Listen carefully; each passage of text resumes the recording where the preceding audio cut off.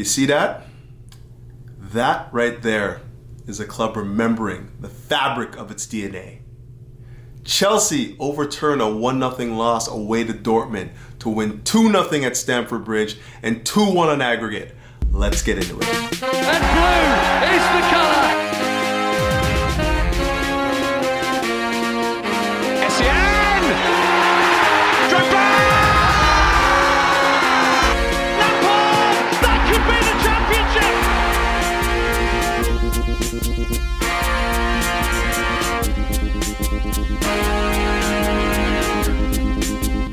Greetings! Welcome back to Couch Critic with me, Dennis P, for what is your Chelsea match review, but more specifically, a tactical synopsis of Chelsea's performance in the Champions League knockouts versus Dortmund. But before I get into all that, you already know the script. I need you to hit the like button, I need you to hit the subscribe button, I need you to hit the bell notification button to keep up with the latest. And just so you know, this is something that we're trying to do, we're trying to promote because we want to grow this channel. It will help me, it will help my sponsors who go by the name of Major League Socks. And fellas, if you ever want to walk in the footsteps of greatness, you know what to do, hit them up, the link will be in the description. Never in doubt, right? Never in doubt when you know Chelsea, this is what we do. This is what we do. I remember saying in the build-up to the match that this club needs a moment. They need a moment. This new regime needs a moment. And there's no night like the lights of the Champions League to deliver a moment like that. And what a performance from everyone in the squad. I really do feel like this was a galvanizing performance. One that, you know, everyone on the pitch, 1 through 11, played their part and played out of their skin, you know, to deliver the result and get Chelsea through to the final 8 of the Champions League. There's a lot to talk about today. We're certainly going to talk about the left side of Chelsea's attack. We're going to talk about, obviously, Ben Chilwell, man of the match, Cucurella. We're going to be talking about Enzo Fernandez. We're going to be talking about, you know, Felix, all of those guys. We're going to be talking about that immense game that we saw from Koulibaly today. We're going to be talking about Chelsea's shape, of course, the 3-4-3, the return to the 3-4-3, why I believe that that is so important to Chelsea going forward. And we're just going to talk about everything that was great about that night. You know, seeing Chelsea knock out Dortmund in the Champions League knockouts at home in Stamford Bridge. What a night. It just reminded me of those great nights at Stamford Bridge, and long may it continue, but let's get right into it. Okay, so Chelsea came out in the 3-4-3 that we saw on the weekend versus Leeds, and to the surprise of many, not myself included, we saw Cucurella at the left center back position, Koulibaly in the middle, and of course Fofana on the right. They were flanked by Reece James on the right, and of course Ben Chilwell on the left. And I'm just going to speak on this first before I get into the individual performances that I thought were brilliant. We had them all over the pitch today. I want to speak about this shape and why I think it's so important to what Chelsea do going forward. You know, it's just a part of what we do now. Some of our best football has been played in this shape. The more veteran players in the squad understand it to a T, are able to lead in this particular shape. This is just the shape that Chelsea are most comfortable in. I know that we've been trying to transition to a back four. And, you know, there's been a bit of a mix up between what we did in the summer and, you know, what we've done in the January transfer window and whether or not we're addressing the true needs of this club. Obviously, in the summer, we were more focused on maintaining that 3 at the back system. And we're kind of in between, you know, we're kind of in transition going between the back and forth the back. But when you really need a result, when you really need a performance, the shape that Chelsea are most comfortable in is without question 3 at the back. And it proved so again on the weekend and once again in the Champions League in a knockout phase competition. It's just, we just know where we need to be. It's well rehearsed. It's been well worked, you know. The players that get on the ball understand where the next pass is going to go. They don't have to guess. They aren't second guessing themselves in these positions on the pitch. And it's so important when you're thinking about, you know, the split seconds that it takes to, you know, release a ball when you're under pressure. You just don't want to be thinking about that. And that's the main difference between what we're doing in 3-4-3 versus what we've done in 4-2-3-1. You know, we just haven't had enough time on the training pitch to really understand where the soft spots are to break the press and whatnot. And, you know, the difference today was immense, seeing everyone in their natural position, seeing everyone really playing, you know, to the shape and understanding what the rules were in that shape as well. And, it also gave the midfield, it liberated the midfielder quite a bit as well, as we saw on the weekend. Obviously, Enzo Fernandez and Kovacic had fantastic matches. We cannot ignore that. Very, very good in getting on the ball and dictating what we wanted to do. Would like to see an Enzo Fernandez get a little bit further forward and get on the ball in transition a little bit more. But as we saw on the weekend and again today against Dortmund, most of the transition we were looking for João Felix and Kai Havertz, and every time we found them, something good happened. For the most part, Chelsea were able to really dictate what they wanted to do in transition on the counter. And it just, again, I don't want to keep harping on this, but it just felt really natural. All of the actions that we had when we were playing out from the back and whatnot felt so well rehearsed. It just felt like we were at home again and we knew exactly what we're doing. There's lots of confidence on the pitch as a result, people knowing what they wanted to do. And I just think that if we're going to be playing these matches, in the Champions League going forward, this is the shape we need to be in. It utilizes the strengths of this team. Let's be honest, our wingers have not been in the ascendancy, whether it be, Mykhailo Mudryk, who's just come into the club, still trying to find his feet, still trying to find the level of football that we need him to be at. Obviously Raheem Sterling not exactly been, come as advertised in the winger position. We're just getting back Pulisic. Madueke is still learning the game. Our strength out wide is without question our wingbacks, and we saw that today. Reece James, a man mountain, just a towering presence, a guy that when he gets on the ball is just such a physically dominating, specimen. And again, just proved again why he's world class. But on the other side of the pitch, my Lord, you could argue that Cucurella was rightfully man of the match. I thought that he had a fantastic first half and just carried on in the second half. But the performance from Ben Chilwell on that left wing-back position was exceptional. Obviously, the first goal was off of his assist. He finds Raheem Sterling in his space, top of the box. Much like last game, that was where the soft spots were, and we exploited it again for the goal. And of course, he's also integral in stopping Dortmund from scoring in the first half as well. They went right through the middle of our team, walked in, and if it were not for Ben Chilwell coming in and swooping in and just breaking a play, they probably would have been equalized right before half. Not to mention the fact that he was also the guy that won the penalty that got us, the goal, Kai Havertz, on the penalty kick. So I thought he was immense, not just for those particular instances.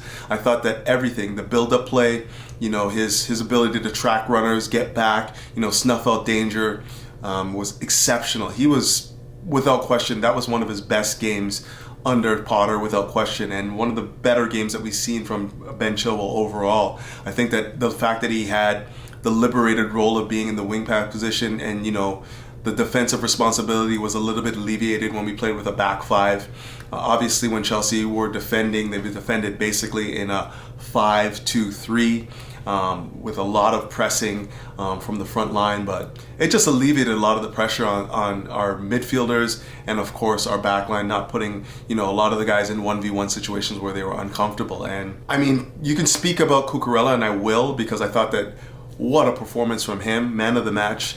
Obviously BT Sport named him man of the match, and rightfully so. I thought he was incredible. A guy that much maligned, has been struggling to settle into the club. He's had his place burglared, just really trying to find what we need him to be at this club, finding his identity in this club. And this is what we wanted from him. This is why you signed him for a little bit over 65 million.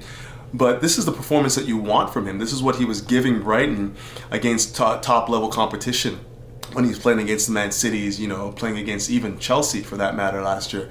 This is the performances that we have grown accustomed to seeing with him, and he's picked the right time to give us that performance. He was incredible. Of course, not in his preferred role as a left back or left wing back. He was in the left center back position, which was more of a secondary, tertiary role that he offered this club. But man, did he ever marshal that left side effectively and just snuffed out everything. He was just so dominant, winning all his duels. Every time he was challenged, he came up with aces. Did not have and just no nonsense when he was on the ball. Every time he got on the ball, it was either clearance or he'd win a tackle and help us get into transition and whatnot. And again, you have to give players a time to settle in the club, and you need a moment. You need to have a moment to really, announce yourself to the club. And this, I feel like, was his moment. He finally had one in Chelsea colors, and now he can use this to build on. He now knows the effort, and he now knows what the reference point is for his game to really establish himself as a Chelsea regular. This is what we need from him every match. The consistency of the performance that we saw against Dortmund in the Champions League, a huge match, one that we desperately needed him to play at a high level. He delivered, and this is the benchmark now. Now he has something to build on and kick on, and long may it continue. Let's hope that he can use this to springboard his career at Chelsea, and this is what we want. Now, many people on socials and elsewhere were complaining about Chelsea switching back to a back three, back five, or however you want to categorize it. And, did not want to see that against Leeds, and again, did not want to see it again on, against Dortmund. And I was at odds with it. I couldn't really understand why. This is a shape that we're very comfortable in. It's one that we understand. The veteran players in this team understand how to play it very effectively. And, we struggled for large portions of the season trying to play four at the back. So for me, the return to the three at the back was imperative to us getting through this tie. But not only that, the rehearsal that we got against Leeds United, where everyone was like, what's going on? Why are we playing so defensive against Leeds? It's because we needed to build up our mettle. We needed to understand what it means to defend. Obviously against Dortmund, the fact that we scored 2 goals is, heaven sent, but we haven't done that a lot. We really needed to learn how to stay in our shape, defend deep, defend in numbers, defend in packs. And we saw that again today. It was almost a carbon copy of what we saw against Leeds on the weekend. And of course, the high press was another, component of our game that was incredible against Leeds and again against Dortmund. So many of their errors in the build-up play, playing out from the back, were caused by Chelsea just pressing high up the pitch and not giving them anywhere to breathe. I mean, when you look at Jude Bellingham, who's a fantastic footballer for 19 years of age, he had absolutely no time on the ball whatsoever, and he can just tell he was flustered right through the match, just not able to really connect and stitch together the attacking moves. There are times in this match where I felt like Dortmund were in the ascendancy, just popping it around, keeping possession, slowing down the game, taking the sting out of it. But as soon as we scored that first goal and it was game on, the complexion of the match just changed immensely, and they struggled to play out from the back. They struggled to really stitch together the same attacking moves as they were in the first half. So we finally get a level of consistency in this club for more than a game, more than 30 minutes. This is probably the most complete performance we've seen at Chelsea under Graham Potter. And, I still don't necessarily believe that he's the manager to take us forward. I don't necessarily know. There's certain things about him that I just don't like. The fact that he wasn't even looking at Kai Havertz's second penalty attempt. The fact that he was hiding. This shows me something about this is something in his makeup that does not scream like alpha, that does not scream like I'm the manager of a big club in Europe. I don't like it. I don't like it. But I credit to him, he was able to coax back-to-back performances. Leeds, a fierce rival, historical rival, and then a huge game in the Champions League where, everything was riding on it. The club's obviously looking to advance, and there's obviously money that comes into it as well. So this is a high-stakes poker game in a lot of ways. So you have to, deliver high-level performances on this stage. And he was able to do that. He was able to coax a performance out of our, preferred 11, and made the right switches, made the right changes to deliver the win. This is what I want to see. This is what I want to see. This is what means to be Chelsea. Under the bright lights, like I said, at Stamford Bridge, big performances, European Cup ties. This is what we're all about. This is our DNA. And if we don't have a manager that can actually deliver on these nights, then what worth is he? He's of no use to us. He was able to do it here. He's been able to do it in obviously the group stages as well. Hopefully he can kick on in the next round and show us again that he is capable of doing that. But it doesn't really necessarily change my stance. I think he has a lot to prove. If he goes on a crazy run here, it might change my opinion of him. But I need to be proven wrong. And, this is the first steps to proving me wrong. I mean, obviously the Leeds game, and then backs against the wall against Dortmund in the knockouts of the Champions League. you have to show me your mettle and show me what you're worth. And, it was a great performance, great atmosphere. I mean, obviously the supporters were well behind, the squad and whatnot, and we got a big lift that way, and we benefited from that. But, I want to see more now. This should not be the end of the cycle. This should just be the beginning of, a consistent run of form under this manager with this preferred 11 in this shape. Now, I do want to touch on some of the individual performances outside of like man of the match performances that we saw from Cucurella and Chilwell. I do want to touch on some of the like more, in between performances. I mean, you can look at Raheem Sterling. Like, obviously before he scored, he was having a mare of a game. I was like questioning. I was actually yelling at my TV, trying to figure out if this guy's even switched on. Does he understand that this is a European Cup tie?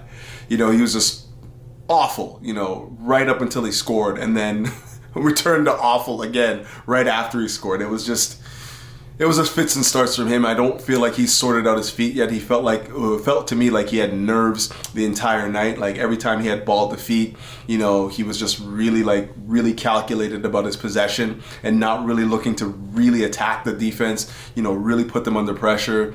But again, to his credit, he scored when we needed him to. That was a vital goal from Raheem Sterling, and hopefully one that he can use to build on. Like I said before, you need moments in the shirt before you can really announce yourself as a Chelsea player, and maybe this is one for him. Like, now he can kick on and start showing us a little bit more consistency.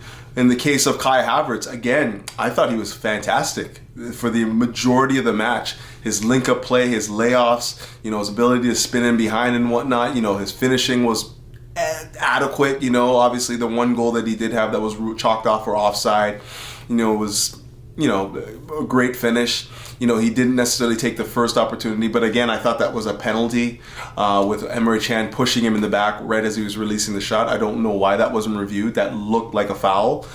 But, we move that on. We leave that alone because we were awarded a penalty later on for handball.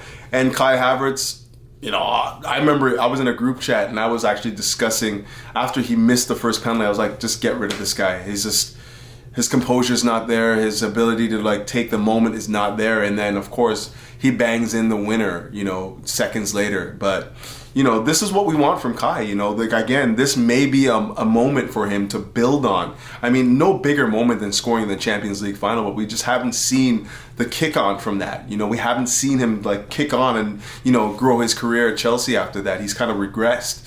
But maybe this is another opportunity to see that. I thought overall, his touches, his close control, his ability to recognize where the spaces were and play it into spaces and whatnot, coming deep, playing a little bit more like a false nine today, was exceptional. He was really good in this role. I mean, when you look at Dortmund's backline, they aren't very pacey, and they're obviously threatened by what we could offer in wide areas and centrally in Kai Havertz, and for that reason, they weren't really aggressive defensively, and it gave us the space to operate in the half spaces and whatnot, and we took advantage of that for the most part, I thought.